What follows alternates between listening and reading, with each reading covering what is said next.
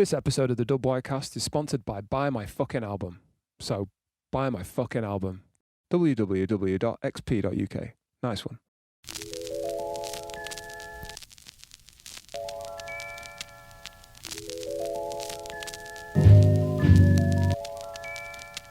Hello, my name's ExP. I'm a hip-hop MC, producer, engineer and general musician based in Leeds, West Yorkshire. Those that know me know I have a lot of time for West Yorkshire-based musicians, and since my days running and hosting the WY Cypher, I've tried to always champion the local community while also maintaining my rapper arrogance that everyone but me is whack and they should all quit. But also maintaining my non-existent self-esteem that I'm actually the wackest around and I should quit.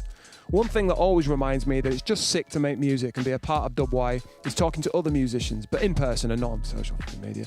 After convincing myself podcasts are a waste of valuable music listening time, I decided to do one anyway, as at least this way you're listening to good musicians based in or affiliated with the West Yorkshire hip-hop scene, and I'll be expanding that out to soul and jazz musicians as well over time. I'll be talking to people I know, and hopefully those I don't as well, to speak to them about their music and their association with WY West Yorkshire. And just a side thing, I'm going to be constantly saying WY, WY, West Yorkshire, and interchanging them. So just get over it. First up, it was always going to be Chill Smith, a pillar of the WY community currently. Countless beats made for countless artists, never mind his own solo work. We talk about his beat night, the people he's worked with, and why he does what he does. It's a good one.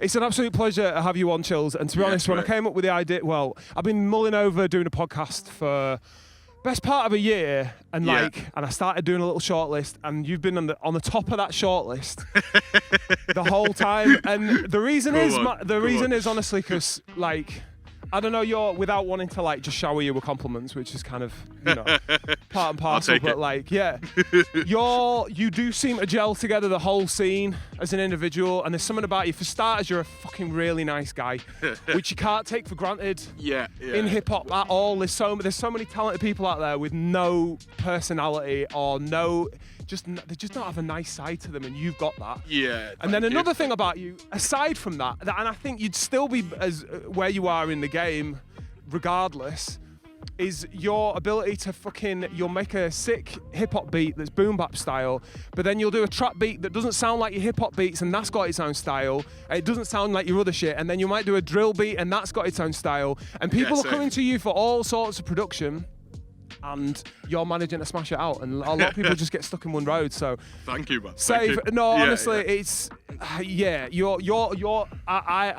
I was a bit worried about the hip hop scene when we were doing stuff back in the day, like WY Cypher and all the rest. Yeah. And I were kind of. Well, that is obviously I'll just say that is obviously it was an inspiration, was stuff that I was watching back in the day. Yeah, it was cool because we saw the community coming through and that back in the day, and then it kind of died off, and I was worried that we're never going to spark. But seeing you do the your night and the working with who you are and as many people as you are and all the rest of it is just phenomenal. Safe one, thank you, man. So I know quite a lot about you, but I actually don't know the full, because you grew up in Ripon, right? Yeah, which is North Yorkshire, but we're gonna. That's it. I grew up in. I was born in. It's all Kent, about the West. So we can all smooth over the fact that we're representing West Yorkshire now. Yeah. So what's your journey into getting? How did you get to your first beat? Yeah. Sure. How did that come about? So I was always interested in making music from a young age, because my mum was a piano teacher. Nice. So I was always and I learned piano, so I did grade 5 piano, did a couple of jazz grades, and then my brother played trumpet, and then I think my little brother, I don't think he really played anything, but me and Jack were trumpet and piano. Did you get piano lessons then? Yeah. My mum taught me, and then another guy called Phil, who was a really cool bloke, was also my piano teacher. So when I had piano lessons with Phil and my mum, it was a really fun experience, you know what I mean? So I'd done that, and then when I was 15, 16, all I was into was Blink 182, not all I was into, but that was my main thing. It wasn't hip hop, it was that's what I was into. So I was trying to start bands and stuff like that, you know, like with you on the guitar. Oh, okay. Yeah, okay. So you're competent on the guitar as well, yeah? Kind of. That was like self-taught. Okay. Yeah. Just because it was like I was taught in piano, so I was kind of like, yeah, this is fun, but it's not cool. At the time, that's what I thought. So I'll teach myself guitar because I thought that was cool. Yeah. And then like I really enjoyed like wanting to, you know, the making music, but I wasn't really like amazing at it, and nothing really kind of. I didn't feel like I was having that much fun or that good at it. It was just something that I wanted to do. And then it was like maybe second year of uni, my mate Matt he just showed me like Ableton basically, and he was like, I started kind of getting back into hip hop around that age as well. So what uni is this? Manchester Met. Oh right, okay. Yeah. So at 18 you went to Manchester Met, and you met Matt. Well, I'd known Matt like you North Yorkshire Ripon. He's that way, right? Matt, Lost Pelican aka Band. Lost Pelican Band, aka Nocturnal Fury, aka Easy Cash. Yeah, hope to do one of these with him at some point. Yeah, definitely, man. He's a legend. So like, he was already producing, and he got Ableton. Yeah, and he kind of like, as well as showing me beats, got me like back into hip hop, because one of the reasons I wasn't really into it around that era was like the bling era and like all that Lil Wayne kind of, which was the forefront of hip hop. Yeah. Kind of when I was around that age. Remind me your birthday, bro. 92. 92. So you're 18 in 2010.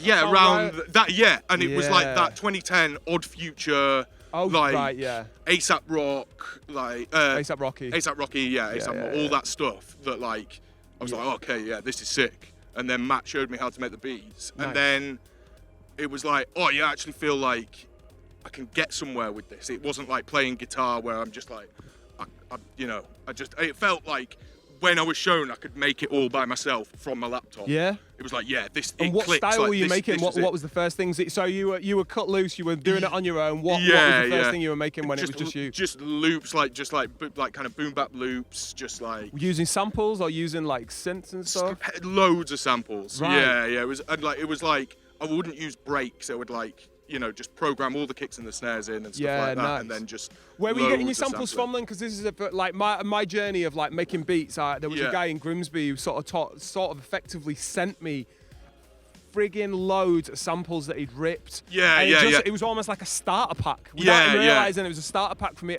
And every beat that I made for the next year or so was just out of this folder of stuff that he sent me. So where did you get your bits and pieces from? It's so different now, but at the time, like, you could still, like, torrent things. Oh, okay. There was still, like... You can still torrent things now. Yeah. But it was, like, a lot easier. Like, it was kind of... All the torrents still had seeds. There was a lot of blogs which hadn't been taken down, which would... kind of but just what were you looking like, for? How did you? You're like 18, 19, going like, what am I looking for? What the hell? What was your? Was there a certain sound that you were like?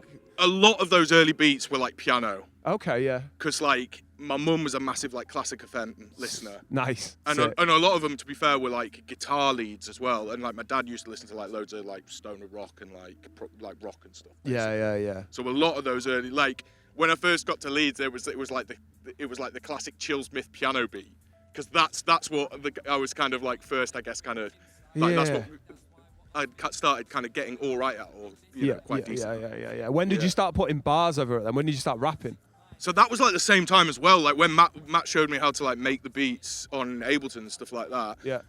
It was like in that period where I was at uni in Manchester, but then you go back over Christmas and summer to Ripon, you know, because you're at uni, but you're not. I hadn't like proper moved out, so I'd always go back. At term, you know, end of term. Yeah. And all my mates in Ripon were like, we'd all just like meet up, obviously because we hadn't seen each other. We'd just gone to uni, and we'd just be rapping like for fun in Matt's garage, like because it was like Don't Flop was quite a big thing at the time. Yeah. So you were rapping other people's bars, or were you just our own bars? But it was all just like the main purpose was kind of just to make each other laugh. It was like sick because it was like, you know, like battle rap was quite big at the time. Yeah. It hadn't like kind of dipped, so that was quite big. There was all this Odd Future stuff kind of coming through, and then it was like just as like 4 Owls, Leaf Dog, all those kind of albums came out, and so like it was just kind of it was just we all loved it, and we were just kind of rapping to make each other laugh, really. Yeah. I've always thought that was good because there were 6 of us doing it, like you have like you're trying to impress the other 5 dudes, not like in a way that this guy's hard, but like this guy's got funny bars. Oh, it's just just trying to make people laugh for the crack or whatever. Nice. Yeah. So 6 years. So one of them we know who's your boy from Pelican, Lost Pelican Band, who you got an album coming out with, or by the time this podcast's out, it's probably been out. Hopefully it's out. Probably a WY classic by now. Yes. Who were the other 4? Do I know? Recorded at WY Studios. Yeah, boy. Come on. So Brisk is one of them. Okay. Yeah. Who's like, I still reckon is the best of all of us. He's proper chilled out. Like he did that Pink Hat track with you, didn't he? So he's proper like no effort, but got bars. So dope. Dope. But like, not really in the scene. Has he ever put an EP out or anything like that? We have like this Wasabi Ice Dragon Flex I EP remember the on name of that. SoundCloud, which is like just a collection of songs that we've made like over the years, 5 tunes. Underneath this, I'm hoping to like have bits of tracks that you're mentioning or whatever. So hopefully right now I've got some Wasabi Ice Dragon playing. The first one was this song that we made called Ladies, which was like an R&B kind of like laid back kind of beat, and it's just Callum talking about birds, and it's sick. Yeah, okay. It's sick. So that's 3. Then there's the other 3. Then Did like they drop off? They were there was like Silly Putty, who was my mate Rob. Who was sick, but like doesn't really do it anymore, just rock climbs. Fair play. Then Brownie, who was called El Chupacabre, who's just a legend with the most Yorkshire accent ever. Yeah. So all his bars were just like bare Yorkshire, and like for anyone who's not from North Yorkshire, you probably can't understand what he's saying. But sounds great. Sick. Yeah. And then my mate Ben, who I've known like literally since I was born. Was Smith not in that crew then, no? No, like he went to school with like a lot of those cats. Okay. This is a rapper called Smith who will also be on the podcast later on. Another good producer and writer, but a guy who came from Ripon. So there seemed to be this vein of like hip hop, or at least in your crew anyway, of like rappers from Ripon, man. Like. I feel a bit lucky really, like that it was popping. One of my main focuses with the podcast is like trying to get as many West Yorkshire-based artists, promoters, whatever, just people who are in the hip-hop scene in West Yorkshire, because I'm always surprised by who comes out of the woodwork and who was there rapping in the in the country with their boys, you know what I mean? Back in the day, that would bring them together and end up with them doing gigs in Leeds or whatever sort of thing, rather than just being brought, I'm from London, I'm from like the centre of town or whatever. There's not wrong with that either, but I'm always surprised by the amount of people who've got like semi-rural upbringings who were listening to that kind of stuff. And like, I don't really have like that much of a Yorkshire accent. When I first moved to Leeds, it was just like automatically, you must be like a student from London, and it's like, it's not as bad as that. I'm further. It's North Yorkshire. It's not West Yorkshire. I'm further north. Fair play. But that's how it all kind of got started. Like, amazing stuff. Yeah. So you're trying to think. The first time I heard about your stuff, I think it was when you were working with Sam. Yeah. You guys. Were you and Precinct Phantom, apologies, shouldn't be calling him Sam, Precinct Phantom, who will be on this podcast, I hope, as well. A really sick guy and a good rapper, and you guys rap together, and you generally make beats for him and have DJ'd for him. Where did you guys meet then? Because you'd come out of Met and then moved to Leeds, effectively, Manchester Met? Yeah, so like, finished Manchester Met and then moved back to Ripon, and then was like, this isn't it. Like... So then we moved to the big city. Oh yeah, I was just like, exactly, mate. I was just like rural Ripon, and then like 3 years of like Manchester. I was just like, I can't go back. I can't go back. Manchester's a sick place as well because stuff's always going on there, isn't it? Like buzzing. I mean, like I've got to say that our uni was in Crewe. Oh right. So like, it was a bit of a weird experience, but a good one. So we moved back, and then like all the people that kind of made mates with at uni were like, should we get a house? Seems like a good idea. Yeah. Then got a house in Huddersfield, and then like wasn't really a good idea. Like, we ended up just like all kind of going separate ways, really. Did you end up, because Huddersfield's got a sick hip hop scene, did you ever come across it? Did you ever go out in Hoods to like see any of the stuff going on there? Big up all the Hoods, man, like Nuke Fam, all them lot. But like, when I first moved there, the reason that I ended up in Leeds was because I just spent all my time coming through to Leeds. Of course. So like, and then one of the first times I went through to Leeds when I was living in Huddersfield was like a 4 hours gig with Defenders, Ocean Wisdom, Ed Scissortongue, big gig. Is that a Belgrave or something? It was a weird venue, man. It was like one of those ones in the uni. Oh, okay, right. Oh God, I can't remember the live for me. It was like a smaller one. Yeah, fair dues. But yeah, it was a classic meeting. Me and Precinct Phantom. So I was there with Briss, Callum in the smoking area. Sam Precinct was like stood behind me, knowingly. And you never met him before, right? And then we were waiting for things to get going. So I just started like literally just playing beats, my own beats on my phone.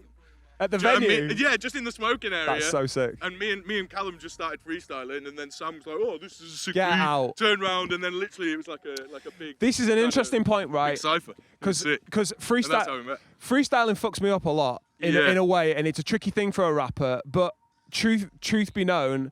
Yeah. Any time that I've ever heard a story about freestyling, or I've been involved in something where I'm freestyling or others are, that's where everything begins. Trust me, everyone that's meets what was that so way. good about the WY ciphers. Yeah, like, but bro, like you hear can watch about them again and again, and you know that's unique to but that you hear thing, about like, oh, how did Tribe Called Quest form and it's stuff. Well, we were just down the park, they were freestyling, someone had beats on, and away we went, and there's the story just retold in 2012 or whatever. Yeah, like. definitely, and it was kind of that when we were like. Just trying to make each other laugh in my mate's garage. You know what I mean? Just playing beats, doing that. Sick. Right. So you start rapping with Precinct Phantom then, and then what, like from then on, just start throwing in beats? Literally, like that guy was like a big kind of inspiration, like, and is why my work rate and is where it is now. Yeah. Because like I was just kind of getting started with it all, and then started coming through to link Sam and make music at his off the back of that cypher. He was living Hyde Park Way? He was living Hyde, Brudenell Mount. Just around the corner from here. Shouts Brudenell Mount, the tune. And he was just like, he had a nice mic and set up in his room, and he was just on it. He was like working with like people at uni, so people would come around to his yard. That's it, he went to college, didn't he? He went to Leeds College of Music, didn't he? Which is like, yeah. So he was doing that at the time as well, and he was doing... like not a load of people know now, but he was like writing for Wordplay, and he was doing like reviews of hip hop gigs in Leeds. Yeah. Like putting on basically for Leeds, like giving coverage to people in Leeds. Yep. And putting that shit out on Wordplay and stuff. That's so cool, he was like just doing so much stuff. For the listener, I out of WY Studios, I record a few people, and over my years, I've recorded stupid amounts of people. But the work ethic of like you and Precinct Phantom is like I need an extra hard drive for. Like with hundreds, and every time he comes into the studio, so some people come into the studio and nurse a song, and there's nothing wrong with this. We'll nurse a single song for 2 hours, and come back the next time, and we're back on that song again. Yeah. You guys will come through and it's like we've got 6 beats here. We'll chuck a 24 on this. We'll send this out. This one's going to this rapper, and they'll just be. You'll have between the two of you. There's always something going on. There's an there's an EP that's about to come out. There's an album that's about to come out, and then there's stuff in the works for collab stuff and all the rest of it. And like the work rate is incredible. To be fair, it's a big inspiration. Like just the way he worked and how on it he was.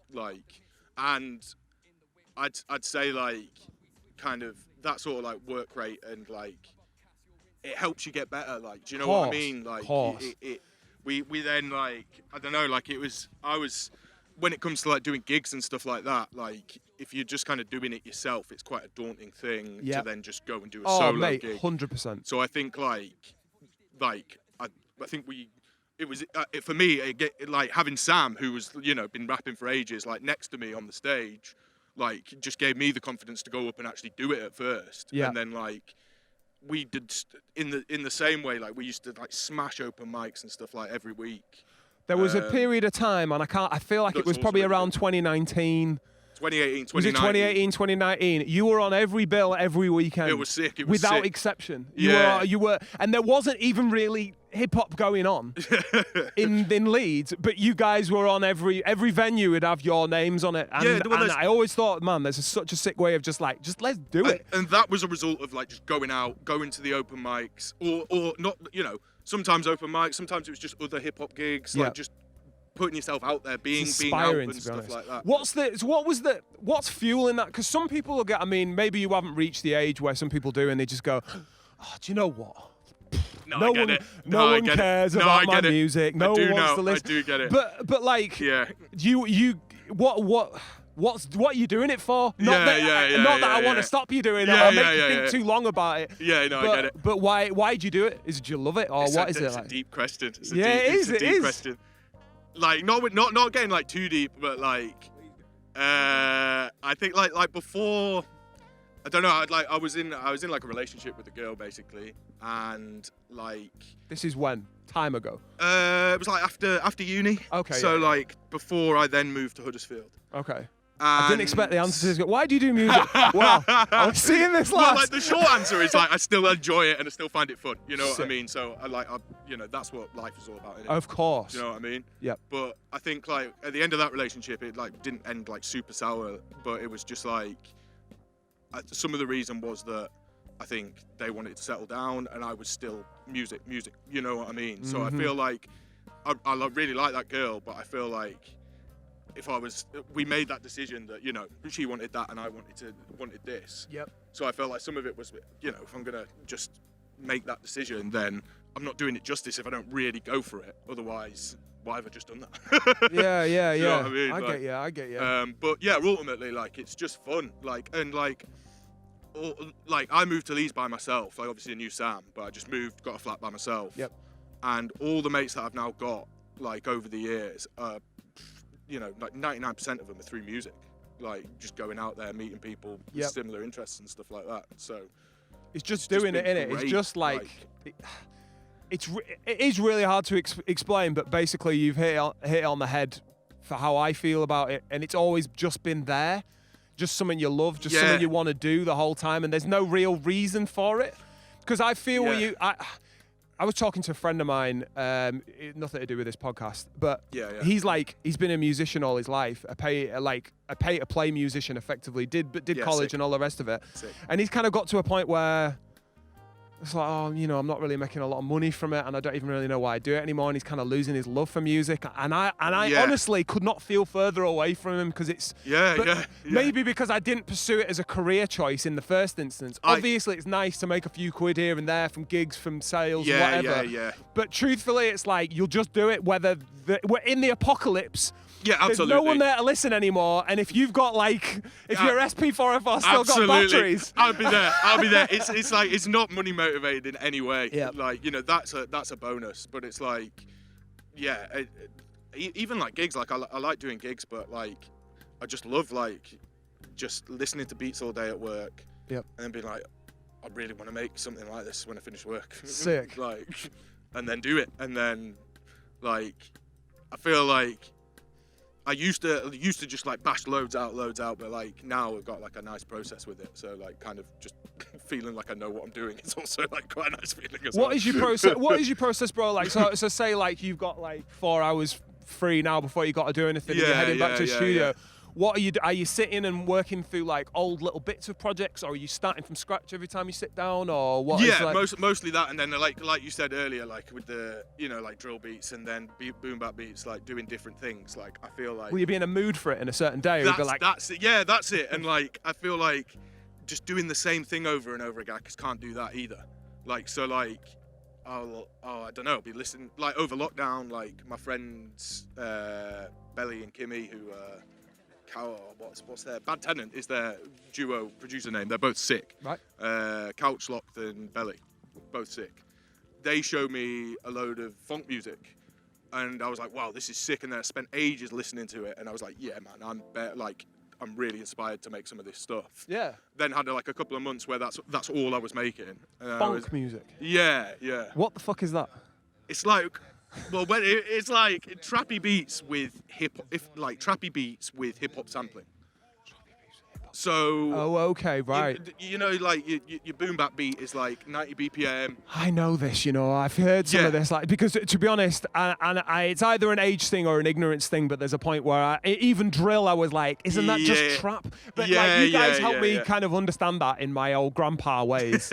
and we did some sick recording. Now you've said with funk music, actually, I think that's kind of, I can bear it. While the drums are like pretty similar. Yeah. very standardized. Like the stuff going on around it will be like kind of interesting, won't it? Like the production sort of thing, right? And it won't just be like, because I find trap quite grating. Yeah, and samey. And samey, and just sort of aggy, and a kind of basis to rap in a really similar flow, so it all sounds like it's just like a barcode. You know what I mean? Everything just sounds. It's just like. But I think that's some of the reason that I can't just do the same thing. Do you know what I mean? Because then you make, you know, you're doing boom bap for like a month, and then you just fucking, I'm not inspired to make this. Like I'm just running it into the ground. But then you're like, okay, I want to make some grime music, and then you'll like apply elements of what you've been doing for those 2 months making boom bap to the one, you know, to the grime beat. So you maybe put in, like, I made one like a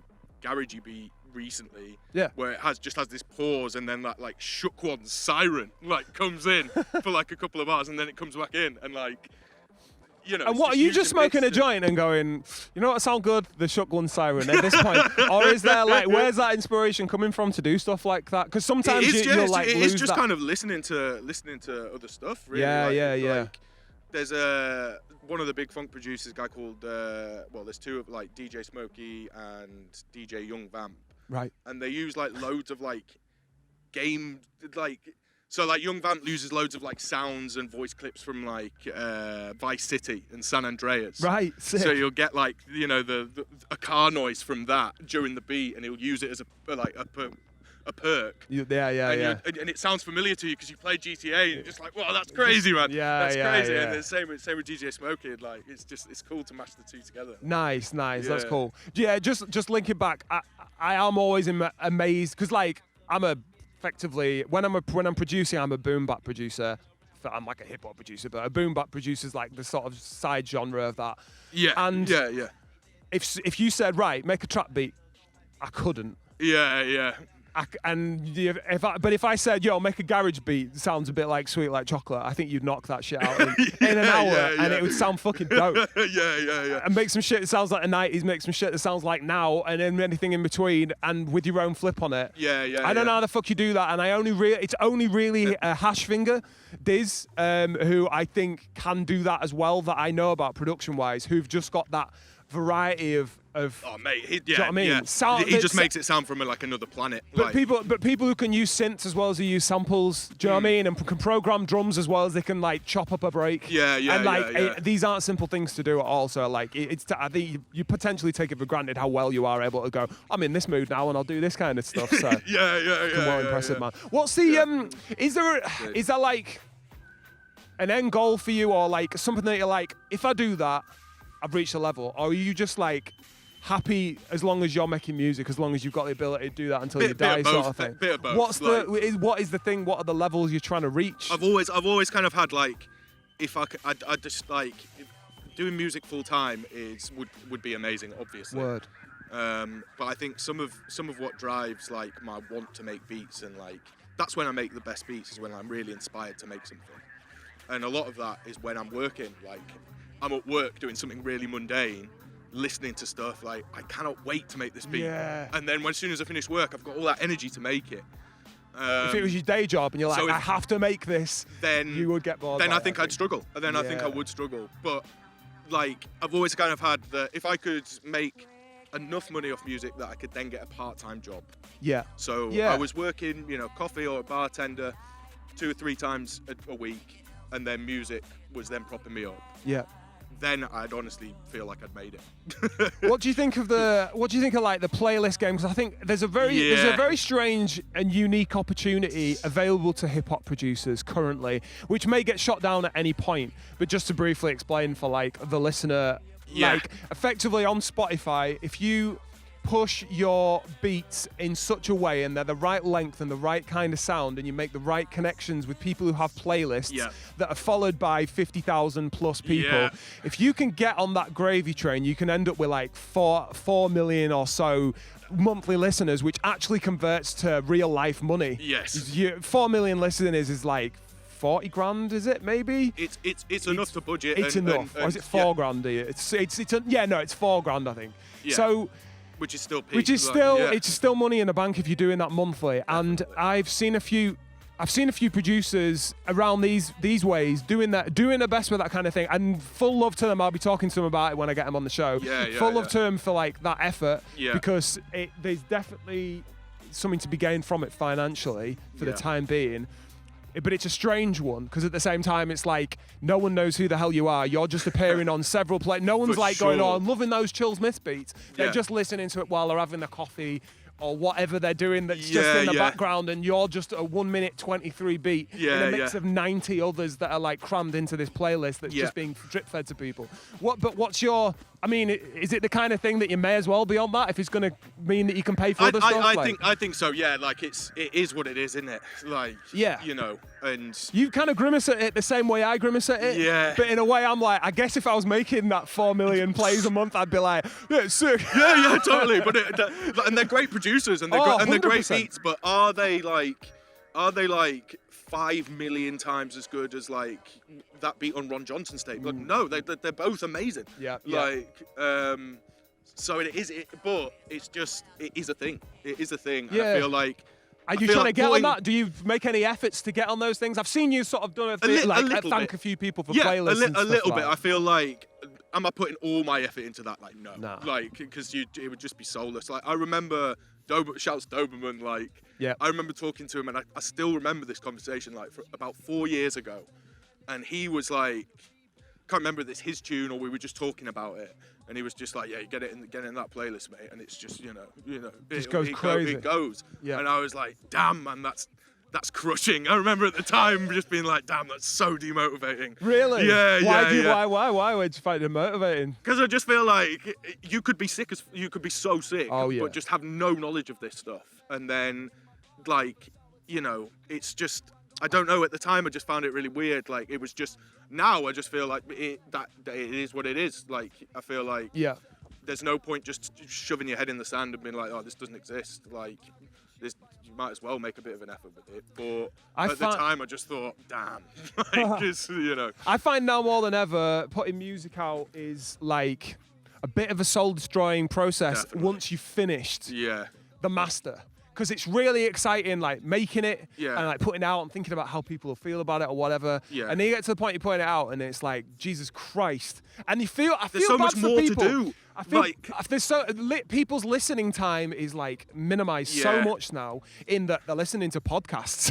never mind the fact they'll be listening to playlists. Never mind the fact they'll be listening to Beatles tracks that they didn't hear back in the day, or anyone can listen to any piece of music at any time right now than they never could before 10, 15 years ago. And more power to them as well, man. Like, there's stuff I've discovered that I didn't even know about or never got the album. I'm always doing it. Yeah. So if someone puts something new out, they've really got to make tremors in the earth for you to pay attention to. Absolutely. Because a month later you're like the next thing and the next thing. So or just have that one cosign and that's it. Like 100%. So you'll have like kind of that's kind of how some labels work, isn't it? Like the label gets big itself, and then you're a new producer, and your first beat is then on a label, and then boom, your first beat is there on loads of stuff. And I'm not knocking that. No, that's a good way of working. If you've never put anything out and then the label approves that and they've not heard of, then more power to you. But like, I think it's a good and a bad thing,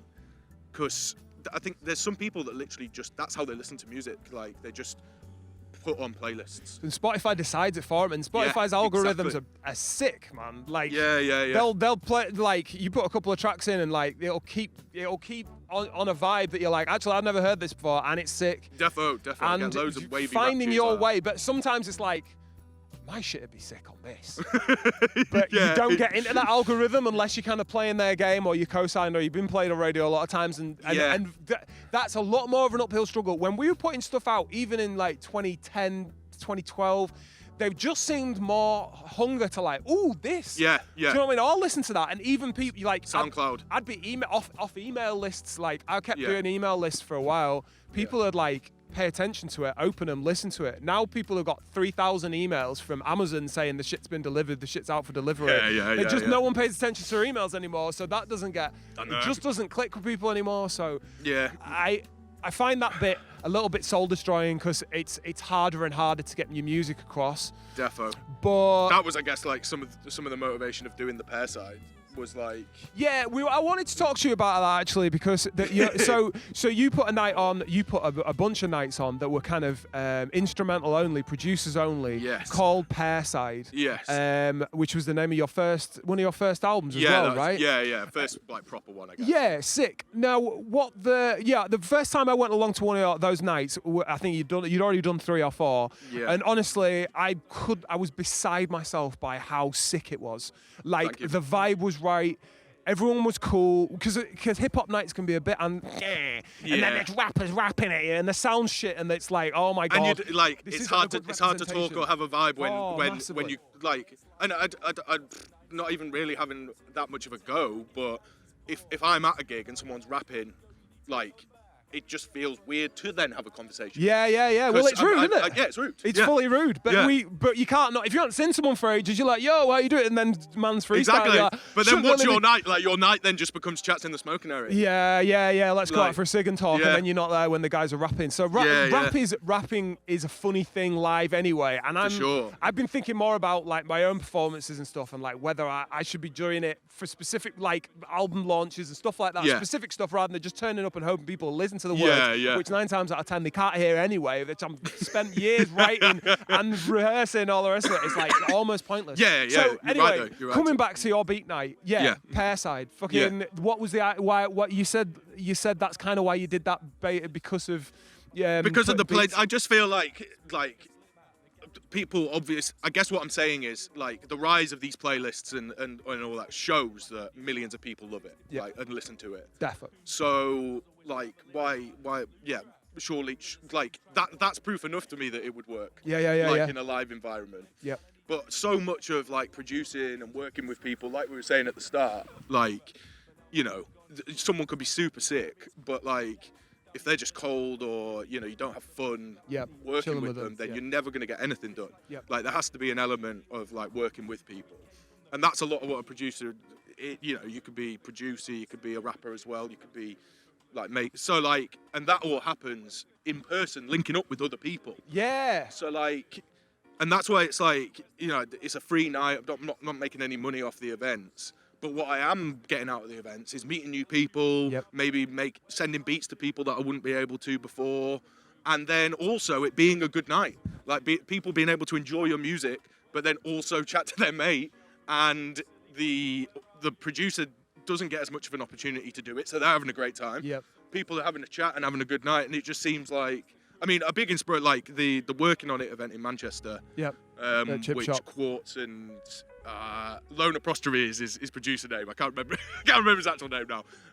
But that kind of, I did that, which is on a Sunday, and it was just dope. It was just dope, and that was kind of like inspiration for doing it. Exactly. That was like, this does work. I've actually been to one and been involved with it working. There is not enough community in hip hop.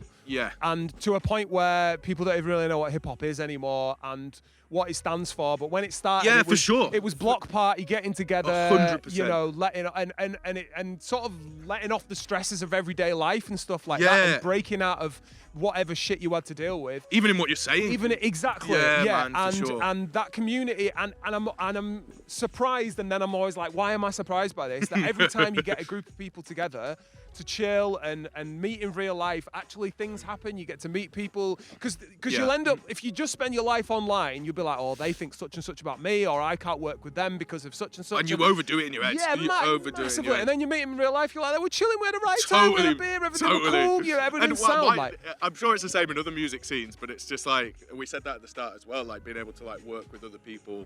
Hip hop more than Leeds. Like, you can't really collaborate in the same way in the rock circle. I feel like there's probably just dudes, like loads of dudes who just are sat there thinking, this dude doesn't like me. Right? For whatever reason. Me sometimes. For whatever, When I'm sat on Instagram, I'm nah. And like, even if they didn't like you, like, and you were like 2 foot from each other, like, that's just, you'd probably get on. Those, but you know, it's, a lot of it is in, you know, it's, at the end of the day, rap is like dudes wanting you to hear what they have to say.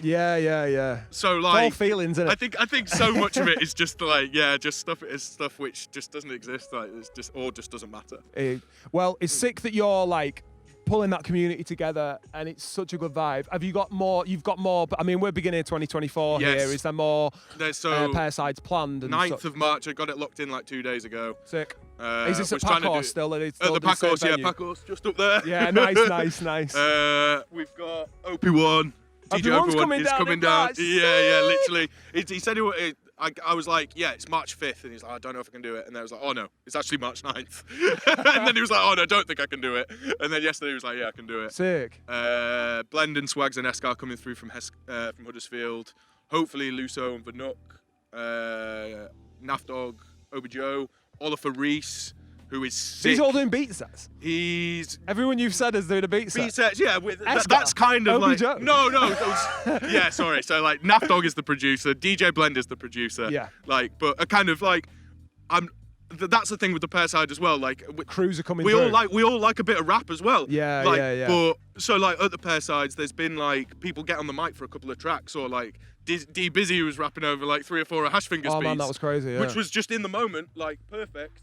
But the whole night isn't that, you know what I mean? Of course, yeah, and just about that, yeah. So Escar and Swags will probably come through, do a couple of verses, but then it's beats, so it's a nice mix. So yeah, 9th of March, you've got one locked in, but you're continuing to do that for the set. I think it's so vital to the West Yorkshire hip hop scene that there is this ongoing kind of mainly instrumental focused night that you're doing, because producers from West Yorkshire are like UK renowned, and there's still sick ones coming through. So good, and yeah, stuff that. So much. And also, I'm sure there's bedroom producers that no one's heard of yet because algorithms. Yeah. We haven't even heard of yet, but hopefully Definitely. they'll feel like they can come through to these nights and be like, yo, like, you know, I'd like a set on and all the rest of it. Like and the fact that you're not a dickhead and a nice guy or whatever is like, yeah. But that was Dreamcatcher Brendan. Like he came through to like the third one.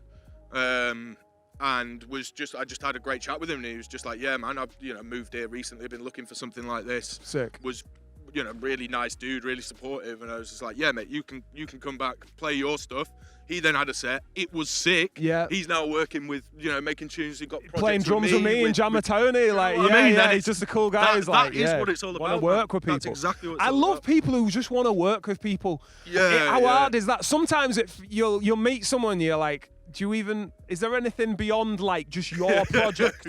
Just this, and do you know what? Rappers who don't produce, usually them, because they're just in their bedroom going, I'm just gonna do this.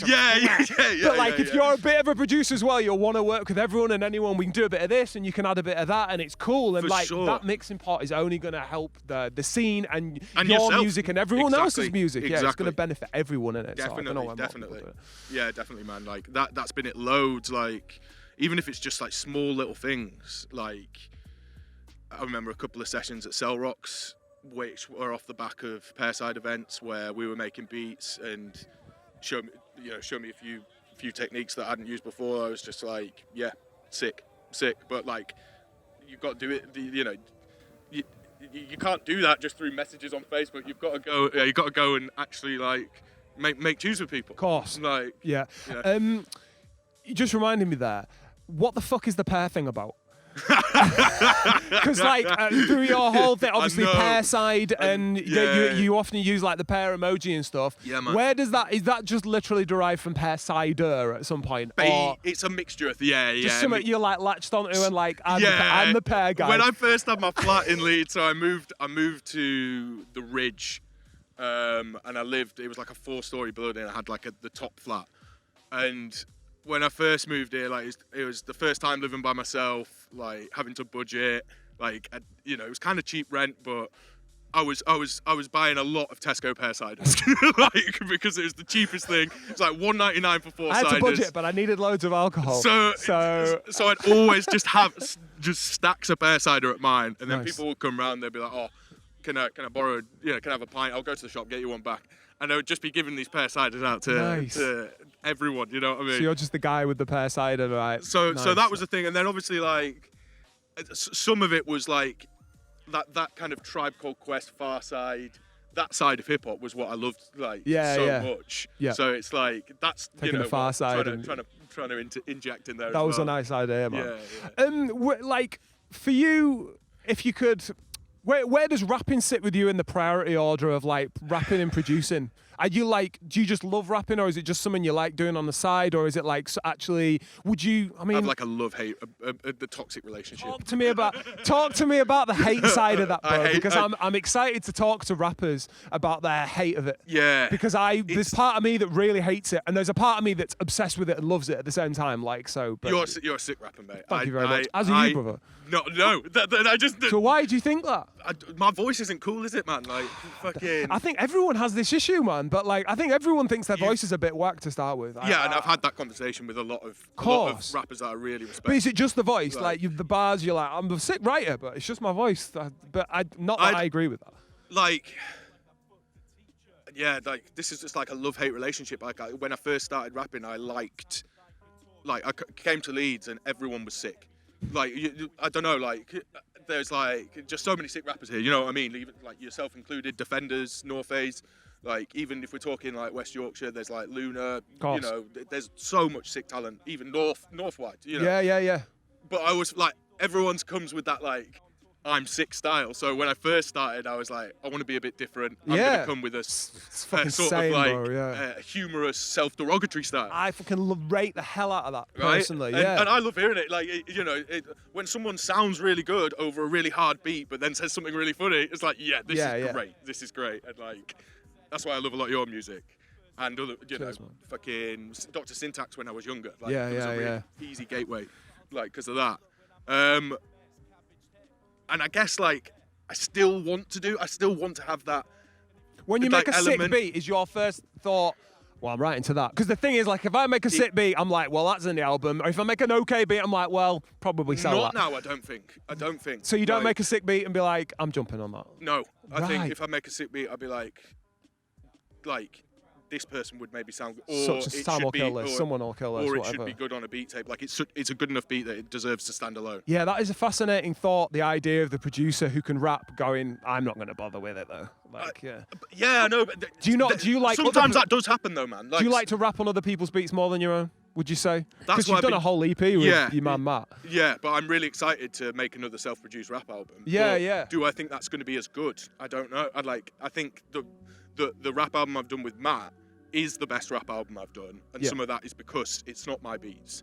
You reckon that's helped you? Yeah. It's funny, I find the opposite thing now. If someone sends me a really sick beat, I properly struggle to write to it. Yeah. Like I just can't, I'm like, it doesn't really, but if I've made it, even if it sounds like pots and pans being banged together, it needs mastering, it needs loads of work, I can get excited about it because I know I can move this and that and fit it all together and it's all me. And I think that's probably a hangover from working with a crew of people, or always collaborating, I think, in the past, and then feeling like I didn't get 100% of the control or 100% of the plaudits. I get that. For, you know what I mean? Whereas if I've made the full beat and made the full thing, then I'm like, then you're fully in control of it, and you can see it from start to end with your own vision.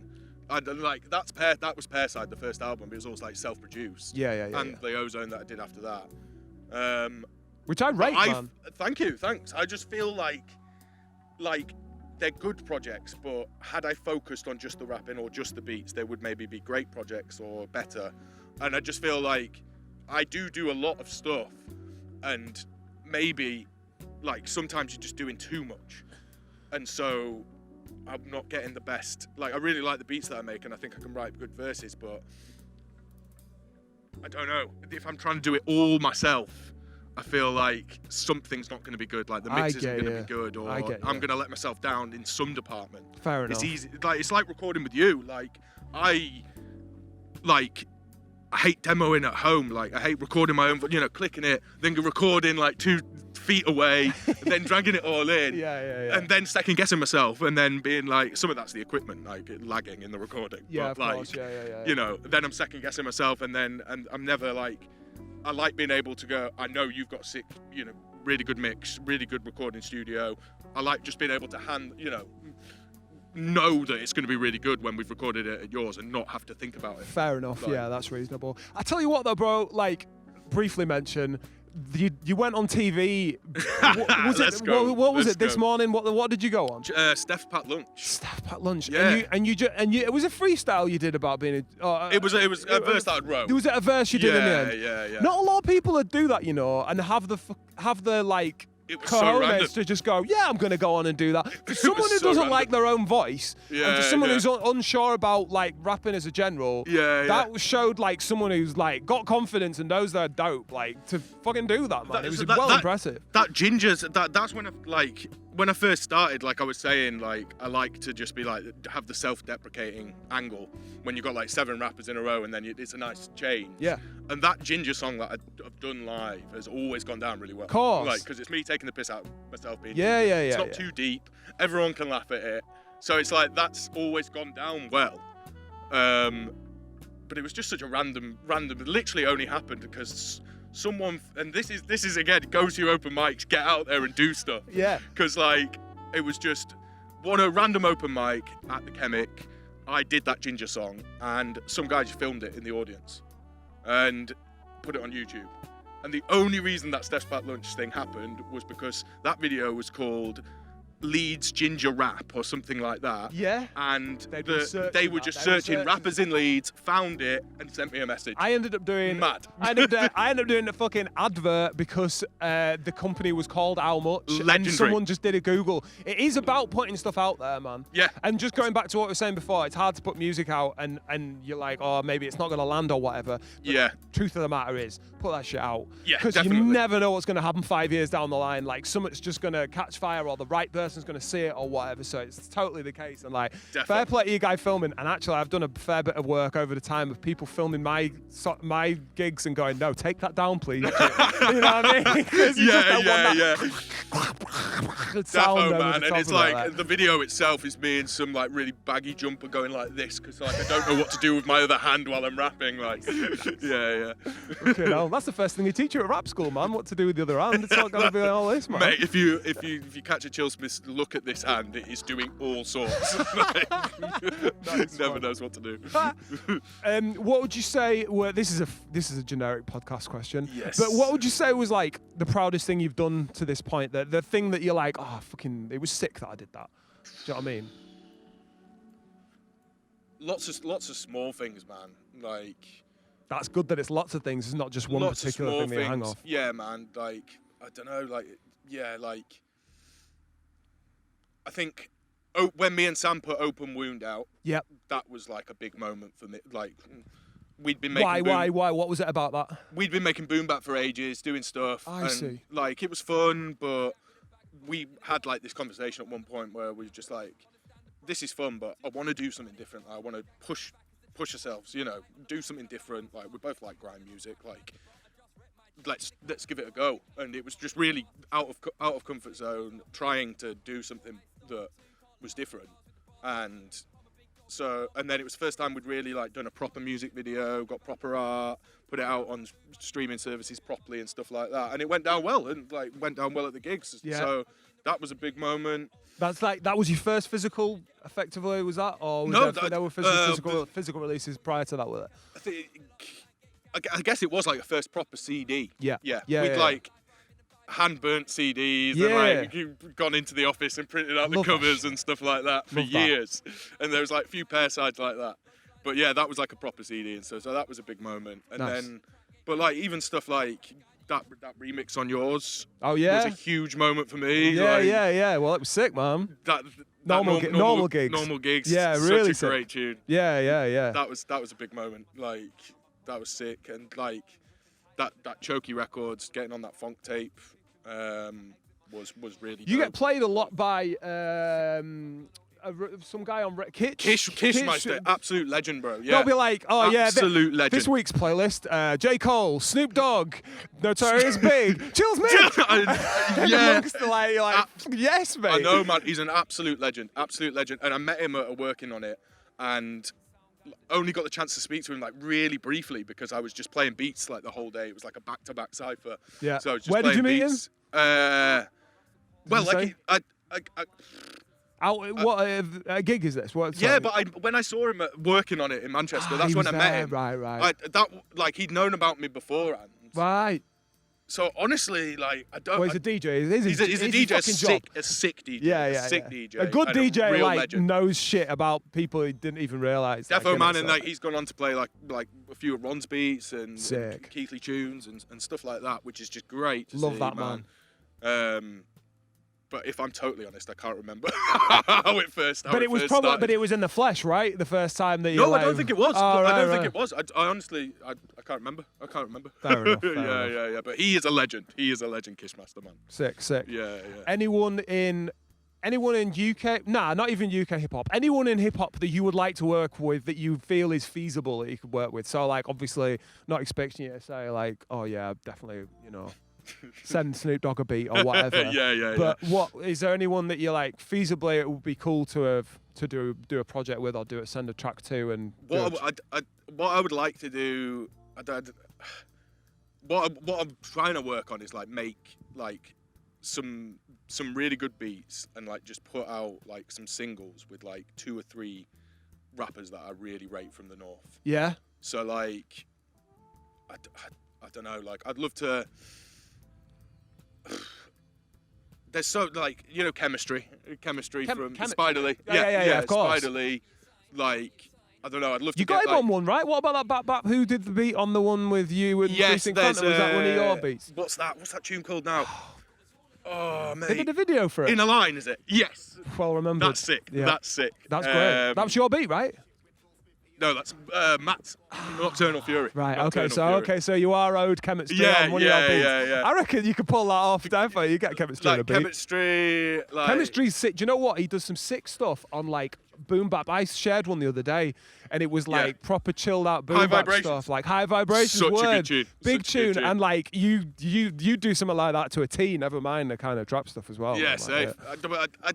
I don't know like specific names wise, but that's what I do want to do. I'd love to get make some singles where it's like big names in the UK rap scene, but not that you would normally expect together. Yeah. And like I don't know, like I'd love to. There's some Australian MCs that like I think are sick, like fucking Adam Coops. I've been listening to like loads of his stuff. Yeah. And I'd love to. That will obviously take. I'd love to get something like that in the works, man. That'd sick. Be really cool. Nice. Yeah. Fucking cool. Well, I feel like we've covered a lot of stuff there, man, and I'm happy to call it there if you are, brother. Yeah, sick, mate. Yeah. But, absolutely. Honestly, I can't thank you enough for like joining me on the first one of these in glorious Hyde Park and just fucking shooting. I've got to big you up for doing it as well, man, and all the work that you did back in the day, bro. Safe, man. It was a big inspiration. I appreciate that, man, a lot. I appreciate it, but honestly, like what you're doing is a massive inspiration for me to keep going and keep being involved in the community and doing stuff with it, because I think fundamentally if we're all meeting each other, doing stuff, doing gigs, putting music out, it's only going to benefit one another and benefit our own lives making music and stuff like that. So man. Absolutely, man. Sick guy, big the fuck up. And you, legend. Yes. Big thanks to Chillsmith for coming through to chat to me in Hyde Park. It went exactly as I hoped. A proper sound guy who's super dedicated to his music and the dubwise scene in general.